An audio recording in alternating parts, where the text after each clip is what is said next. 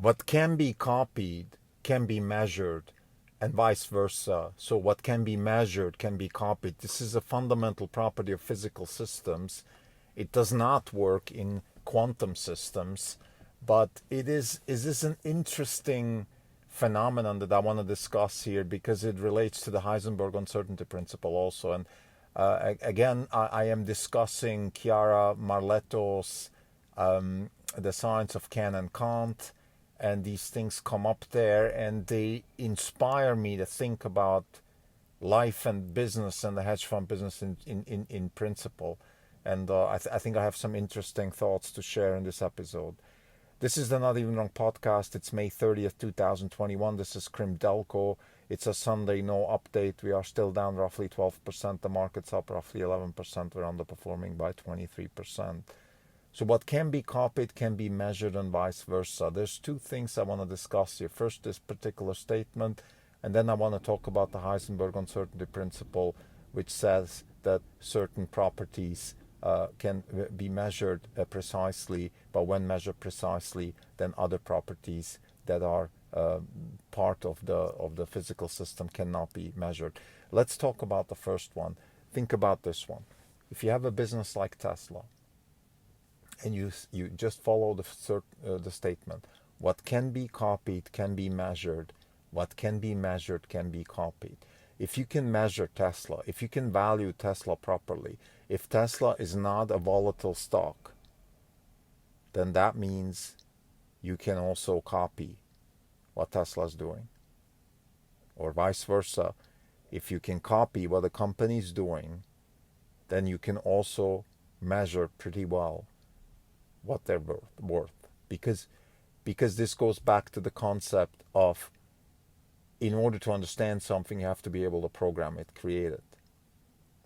So if you can copy what Tesla's doing, then by definition you can also create what they're doing, and then you can measure it. Because we have such a high volatility in the stock, this is an indication that we cannot measure what Tesla is worth, and therefore it's very difficult to copy Tesla. So I want to make a statement here.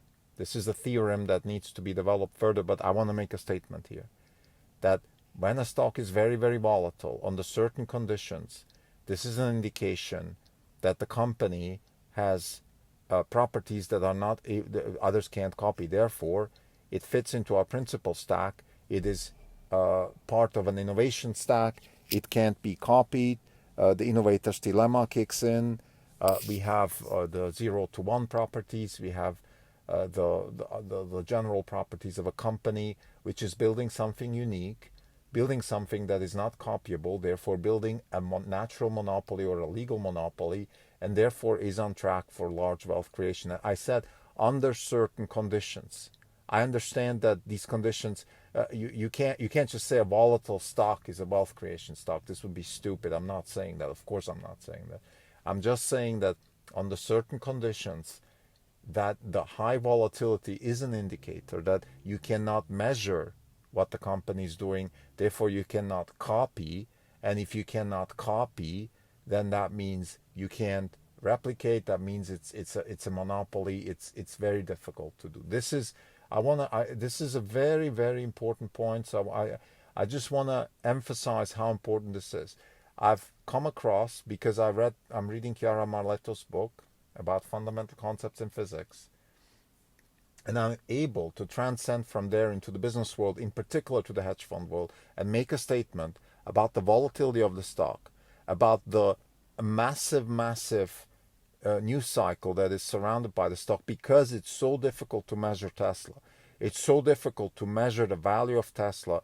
That is an indication that it's very hard to copy Tesla, and therefore it is unbelievably difficult to catch up, and they have a good chance to generate wealth. I said under certain conditions, because there are conditions. For example, of course, you have a stock like GameStop, or a stock like I don't know, Groupon or whatever. They're all very volatile also, but they're not generating wealth, because there's other conditions such as building an innovation stack, generating value for customers, doing things that are transformative, attacking large markets. There's a lot of business school type stuff that needs to fit into a wealth generating company also. But I think this is one of the good takeaways from this statement is, of course, that instead of constantly bickering about the high volatility of Tesla, we can actually use this as an asset and say this is actually an indication that that's a good thing. That's a good thing because it indicates that Tesla is very hard to copy, and therefore, because we can't measure it, it also has this monopolistic property. The second point I want to discuss in this episode is the Heisenberg uncertainty principle. Very simply said, you have certain properties of a quantum system, such as position and velocity. You can only measure one very precisely. The other one you cannot measure at an arbitrary precision.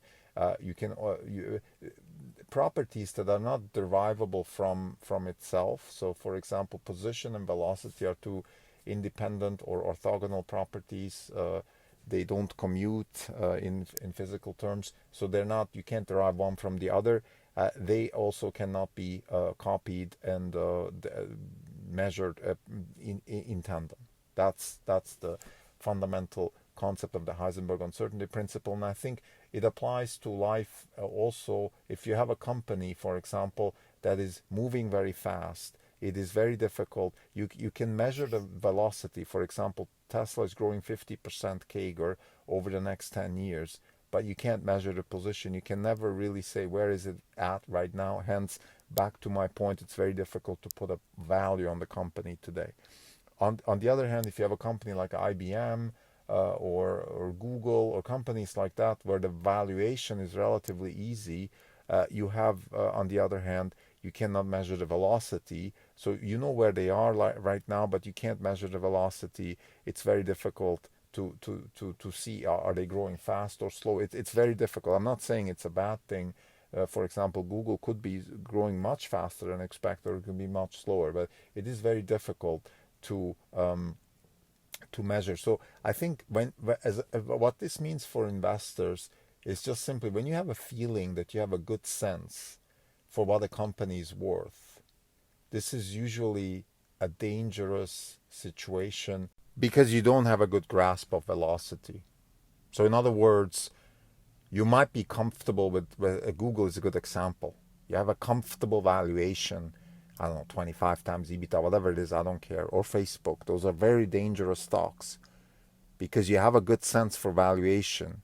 You feel comfortable with the valuation. And that means, according to Heisenberg uncertainty principle, which of course you can't use in investing, just tit for tat, but you can kind of use the concept and you can just think about it.